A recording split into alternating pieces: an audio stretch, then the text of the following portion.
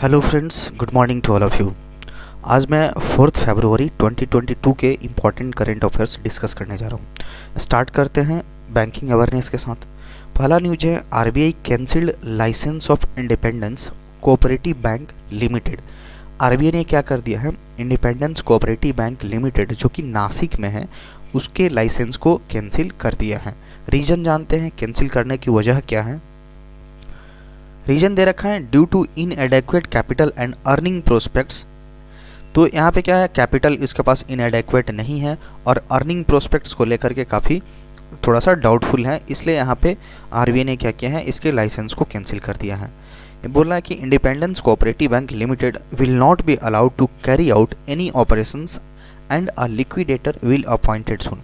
अब यहाँ पे आरबीआई ने क्या कर दिया, लाइसेंस तो कैंसिल हो ही गया है, तो अभी के हाल फिलहाल में ये जो कोऑपरेटिव बैंक है नासिक वाला कोई भी ऑपरेशंस अपना काम नहीं करेगा जब तक कि कोई लिक्विडेटर अपॉइंट ना किया जाए। लिक्विडेटर को बहुत ही जल्द अपॉइंट किया जाएगा। लिक्विडेटर एक ऐसा पर्सन होता है जो उसके पास अथॉरिटी प्रोवाइड कराई जाएगी इस बैंक्स को लेकर के कि कौन सा स्टेप आगे फर्दर लेना है। तो ये रही बात। कुछ स्टेटिक की बात कर ले। आरबीआई का हेडक्वार्टर सबको पता ही है, मुंबई में है। कब फाउंड हुआ था, 1 अप्रैल 1935 को इसका फाउंडेशन ईयर है।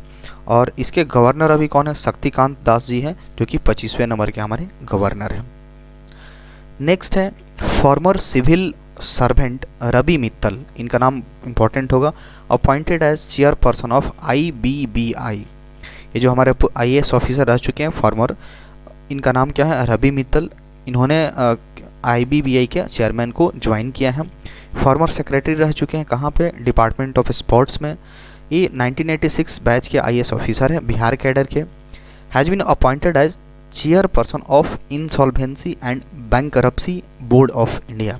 आईबीबीआई का full form insolvency and bankruptcy board of India. जो इंसॉल्वेंस या बैंकरप्सी, जो कोई दिवालिया हो जाता है, उससे रिगार्डिंग ये पूरा डील करता है। टेन्योर की बात करें, ये कब तक रहेंगे, इनका कार्यकाल कब तक रहेगा, 5 ईयर्स और till he attend 65 years of age whichever is earlier. मतलब इनका टेन्योर 5 साल, या अगर 65 साल अटेंड कर लेते हैं, 65 साल के हो जाते हैं, तो 2 कंडीशन दे रखा है, 5 ईयर्स का या 65 ईयर्स का, विच एवर इज अर्ली, मतलब जो पहले आ जाए। 5 साल या कंप्लीट हो जाए, हो सकता है कि 65 ईयर उनका पहले हो जाए, तभी ये रिटायर हो सकते हैं, इनके टेन्योर ख़त्म हो सकते हैं। तो इस दोनों बात में जो पहले आ जाएगा वो उसको फॉलो किया जाएगा। अब इन्होंने किसको रिप्लेस किया है, नौरंग सैनी। इसके पहले इस पे नौरंग सैनी थे, who was serving as chairman of IBBI in additional charge. इसके पहले नौरंग सैनी थे जिनको एडिशनल चार्ज के तौर पे दिया गया था। चेयरमैन थे बट एडिशनल चार्ज के तौर पे दिया गया। तो ये जो रवि मित्तल है, उन्होंने नौरंग सैनी को रिप्लेस किया है। ये इसका हेडक्वार्टर देखते हैं। आईबीबीआई का हेडक्वार्टर कहाँ है, न्यू दिल्ली में। कब फाउंड हुआ था, 2016 में फाउंड हुआ था। नेक्स्ट है हमारा इम्पॉर्टेंट डेज से है। वर्ल्ड कैंसर डे 2022 4 फरवरी को मनाया जा रहा है। World cancer day is observed every year on 4 February across the world by the union for international cancer control, UICC। ये हर साल 4 फरवरी को कैंसर डे के रूप में ऑब्जर्व किया जाता है। इसका थीम क्या है जो इस पर मनाया गया है, क्लोज द केयर गैप। ये हमारे एग्जाम्स में अक्सर थीम पूछे जाते हैं। तो क्लोज द केयर गैप इस बार के कैंसर डे का थीम था। एम क्या रहेगा, इसका लक्ष्य क्या है, इसको ऑब्जर्व करने का, सेलिब्रेट करने का, कि अवेयरनेस को रेज किया जा सके, जागरूकता लोगों में फैलाई जा सके, एंड एडुकेशंस अबाउट कैंसर, कैंसर के बारे में जो भी एजुकेशन शिक्षा है उसको दिया जा सके, and encourage governments and individual across the world to act against the prevention, detection and treatment of the disease. और गवर्नमेंट को इनकरेज किया जा सके, और भी बहुत सारे जो इंडिविजुअल्स है, बहुत सारे मतलब पूरे अक्रॉस द वर्ल्ड, उनको इसके खिलाफ कैसे बचना है, कैसे प्रिवेंट करना है, कैसे इसके शुरुआती दौर में इसका पता लगाया जाए, डिटेक्ट कैसे किया जाए, और इस बीमारी का क्या ट्रीटमेंट हो सकता है, इन सारी चीज़ों को लेकर के अवेयरनेस फैलाया जाएगा। World cancer day was introduce. अब पहली बार वर्ल्ड कैंसर डे कब मनाया गया था, कब ऑब्जर्व किया था, 2000 में पहली बार सेलिब्रेट किया गया था, इसको ऑब्जर्व किया गया था। नेक्स्ट आते हैं, ये काफ़ी इंपॉर्टेंट होगा हमारे, IISc commissions India's most powerful super computers. इसका नाम क्या है सुपर कंप्यूटर का, परम प्रवेगा। ये काफ़ी इम्पॉर्टेंट न्यूज होगा। IISc जो हमारा इंडियन इंस्टीट्यूट ऑफ साइंस है जिसका बेंगलुरु में है, उसने इंस्टॉल किया है एंड कमीशन भी कर दिया है one of the most powerful super computer India. ये इंडिया का सबसे पावरफुल कंप्यूटर होगा जिसका नाम क्या दिया गया है, परम प्रवेगा। और परम प्रवेगा के बारे में थोड़ा कुछ इंपॉर्टेंट डिटेल्स देख लेते हैं। It is the largest super computer in an Indian academic institutions. किसी भी एकेडमिक इंस्टीट्यूशन की बात यहाँ पे बोला जा रहा है, मतलब कॉलेज या फिर रिसर्च सेंटर, एकेडमिक के पॉइंट ऑफ व्यू से देखा जाए तो ये सबसे बड़ा सुपर कंप्यूटर होगा। इसकी कैपेसिटी अक्सर पूछा जाता है कि सुपर कंप्यूटर कैपेसिटी कितनी है, 3.3 पेटाफ्लॉप्स। पेटाफ्लॉप्स क्या होता है, किसी भी सिस्टम का, खासकर लैपटॉप या फिर जो कंप्यूटर है उसका क्या होता है, प्रोसेसिंग स्पीड को एक मेजर करता है। तो इसका स्पीड क्या होगा, कैपेसिटी क्या होगा, 3.3 पेटाफ्लॉप्स। यहाँ पे दे रखा है एक flops equals to quadrillion. Quadrillion कहने का मतलब क्या होता है, 1000 ट्रिलियन को क्वाड्रिलियन बोला जाता है, 1000 ट्रिलियन को क्वाड्रिलियन बोला जाता है, और 1015 ऑपरेशंस पर सेकेंड। तो ये इसका बेसिकली स्पीड दे रखा है, प्रोसेसिंग स्पीड कि जो सुपर कंप्यूटर परम प्रवेगा है इसका स्पीड क्या होगा, तो 3.3 पेटा फ्लॉप्स होगा। ये किसके द्वारा डिज़ाइन किया गया है, CDAC के द्वारा डिज़ाइन किया, centre for development of advance computing. ये किसके अंडर में आता है, national super computing mission NSM के अंडर में आता है। तो ये हमारे लिए काफ़ी इंपॉर्टेंट न्यूज है। नेक्स्ट है, Maharashtra tops the list of newly recognised startups and unicorns. Maharashtra top किया है किस चीज़ में, जो भी एक न्यूली स्टार्टअप्स हैं, न्यूली रिकॉग्नाइज्ड स्टार्टअप्स हैं और भी जो यूनिकॉर्न्स हैं हमारे, उसमें ये टॉप किया हुआ है। तो Maharashtra top the list of newly recognised startups, जो नया जो स्टार्टअप्स बन रहा है उसमें टॉप किया है यूनिकॉर्न में। एज पर इकोनॉमिक सर्वे के अनुसार ये लिस्ट हमारे पास आई है। Maharashtra recognised 11308 of total 14,000 startups. हमारे पास इतने स्टार्टअप्स हैं जिसमें अकेले अगर बात की जाए तो महाराष्ट्र में इतना है स्टार्टअप्स के दृष्टिकोण से। डैट पिकेन operations in current financial year, जो कि इस फाइनेंशियल ईयर में ऑपरेशंस करना शुरू कर दिए। आउट ऑफ 44 यूनिकॉर्न की बात की जाए तो 11 are based in the state. 11 इसी महाराष्ट्र में ही 44 बेस्ड हैं यूनिकॉर्न। यूनिकॉर्न क्या होता है, जिसका मतलब पूरा वैल्यू कितना होता है, $1 बिलियन के होता है या उसके एबव होता है, उसको यूनिकॉर्न में शामिल किया जाता है। Initiatives like startups week, incubation cells, hackathon are regularly carried out helping the state to reach its height। तो इसको मतलब समय समय पर टाइम पे बहुत सारे स्टार्टअप वीक्स चलाए जाते हैं, इनक्यूबेशन सेल हैकाथन वगैरह चलाया जाता है, जिससे क्या हो सके, इस स्टार्टअप्स एंड यूनिकॉर्न को और भी ज़्यादा इसको बढ़ावा मिल सके और भी आगे ये इम्प्रूव कर सके। तो हमारा ये याद करने के लिए क्या पॉइंट्स रहा, महाराष्ट्र ने startups as well as unicorn के लिस्ट में टॉप किया है। नेक्स्ट है हमारा senior scientist GA Srinivasa Murthy appointed director of DRDL। GA Srinivasa Murthy इन्होंने किसके डायरेक्टर अपॉइंट हुए हैं, DRDL के सीनियर साइंटिस्ट के। ये सीनियर साइंटिस्ट रह चुके हैं तो DRDL के ये डायरेक्टर के तौर पे अपॉइंट हुए हैं। Senior scientist GA Srinivasa Murthy has been appointed director of defence research and development laboratory DRDL, जो कि एक DRDO कहीं एक सब्सिडरी बोल सकते हैं। DRDL DRDO का सब्सिडरी है जो कि हैदराबाद में है। He join DRDL in the year 1987। ये 1987 में DRDL ज्वाइन किए थे और बहुत ही अच्छा, इनका बहुत ही महत्वपूर्ण कंट्रीब्यूशन रहा डायनेमिक्स के एरिया में, ground resonance testing, electoral integrations, ये सारी चीज़ों में इनका काफ़ी ज़्यादा क्या रहा, कंट्रीब्यूशंस रहा। तो आज के डेट में ये क्या बन गया है, DRDL के डायरेक्टर बन चुके हैं। नाम क्या है इनका, GA श्रीनिवासा मूर्ति।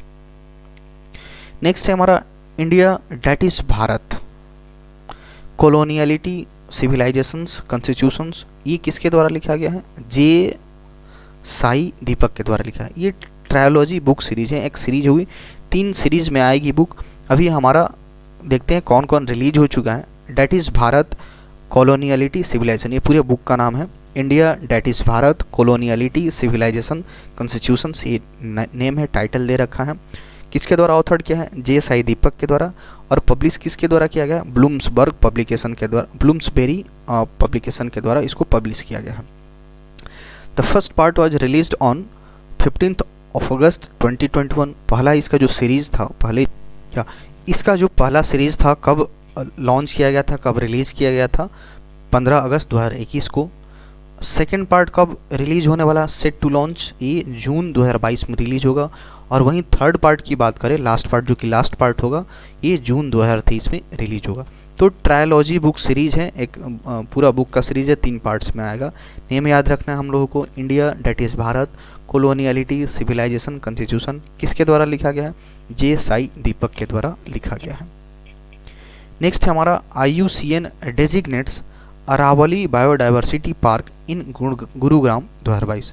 जो IUCN है क्या कर दिया है, जो अरावली बायोडाइवर्सिटी पार्क है गुरुग्राम में, उसको डेजिग्नेट किया है किसके रूप में? देखते हैं यहाँ पे, has been declared as the India's first other effective area based conservation measure, OECM इसको शॉर्ट फॉर्म में बोलते हैं। तो यानी ये जो अरावली बायोडाइवर्सिटी पार्क है जो कि कहाँ पे है? गुरुग्राम में है, उसको IUCN ने क्या घोषित कर दिया, क्या डेजिग्नेट्स कर दिया? OECM मतलब other effective area based conservations. ये ऐसे एरिया होते हैं जो प्रोटेक्टेड नहीं होते हैं, बट इनके अंदर काफ़ी ज़्यादा मात्रा में बायोडाइवर्सिटी होती है, बहुत अच्छे लेवल की बायोडाइवर्सिटी होती है, तो इसको प्रोटेक्ट करने की ज़रूरत होती है। तो इस एरिया को हम लोग क्या बोलते हैं? OECM, other effective area based conservations. This was inform by, ये जो हमारे मिनिस्ट्री है, इस जो कंसर्न मिनिस्ट्री है, इसके द्वारा हमको इन्फॉर्म किया गया था।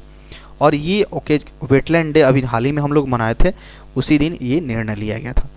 The international union for conservation of nature gives OECM tag to those areas, वैसे एरिया को ये OECM टैग दिया जाता है that are not protected, protected नहीं है, सुरक्षित नहीं है, बट सपोर्ट रिच बायोडाइवर्सिटी, लेकिन उसमें बहुत बायोडाइवर्सिटी बहुत ज़्यादा है, इसलिए उसको संरक्षण करने की ज़रूरत होती है। The tag designates the area as a biodiversity hotspot on international map. जब ऐसा हो जाता है, OECM का टैग मिलता है, तो इंटरनेशनल लेवल पे इसको मतलब एक हाईलाइट होता है और इसको प्रोटेक्ट करने के लिए काफ़ी मैनेजमेंट किया जाता है।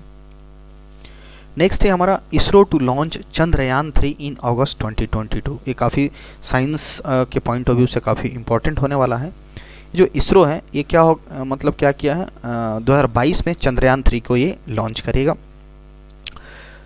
Indian space research organisation will launch its third venture to moon through Chandrayaan 3 mission in August 2022। ये पूछा जा सकता है कि चंद्रयान 3 कब तक लॉन्च किया जाएगा?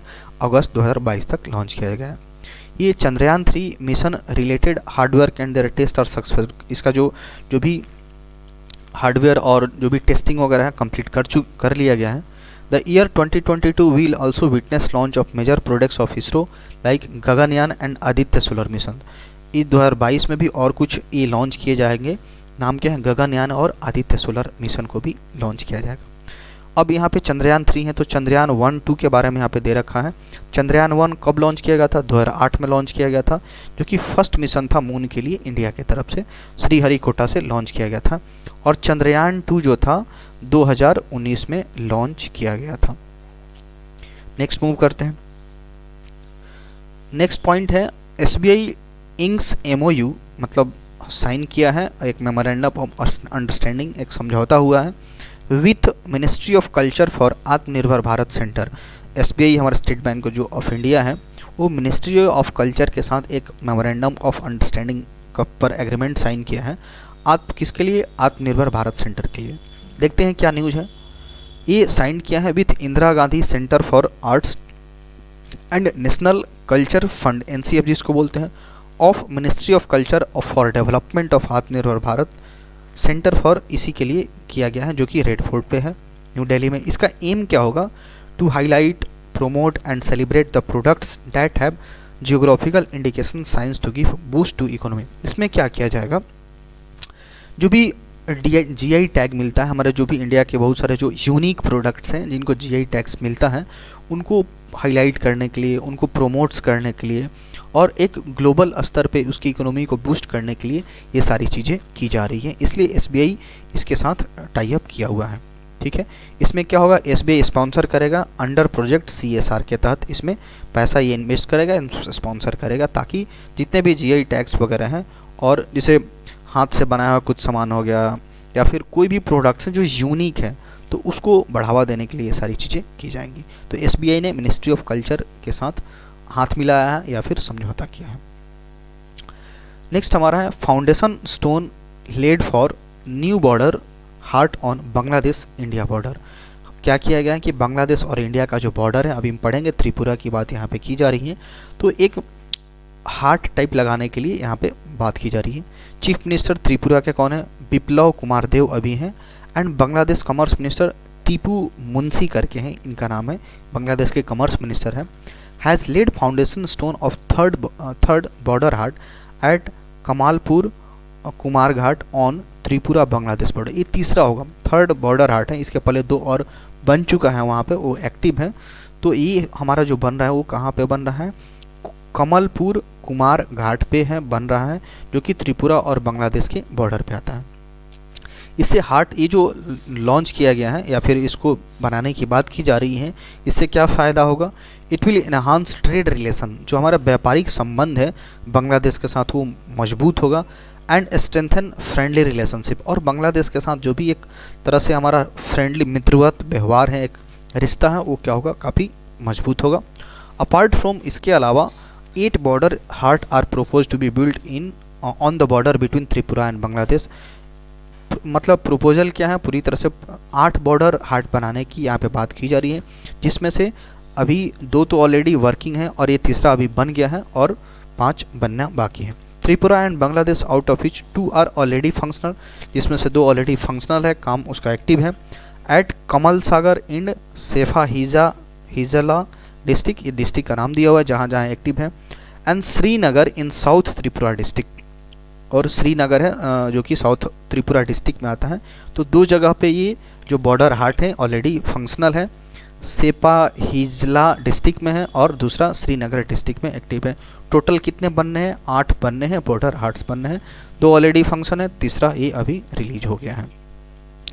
नेक्स्ट है centre approves renaming of 3 places in Madhya Pradesh. Madhya Pradesh में क्या किया गया है? 3 ऐसा जगह का नाम है जिसको चेंज किया गया, उसका नाम को बदला गया है, रीनेम किया गया है। कौन कौन है मध्य प्रदेश? इसे होशंगाबाद कोई जगह है मध्य प्रदेश में, होशंगाबाद नगर, उसका नाम चेंज करके क्या कर दिया गया है? नर्मदापुरम रख दिया गया है। शिवपुरी का नाम क्या रख दिया गया है? कुंदेश्वर धाम रख दिया गया है। बबाई करके कोई जगह है, उसका नाम मखान नगर करके रख दिया है। तो हमारे पास 3 न्यू नेम है, उसका नाम चेंज कर दिया गया। होशंगाबाद को नर्मदापुरम, शिवपुरी को कुंदेश्वर धाम, और बबाई जो भी है उसका नाम रखा गया मखान नगर रखा गया। That's all for today. Thanks for watching this video.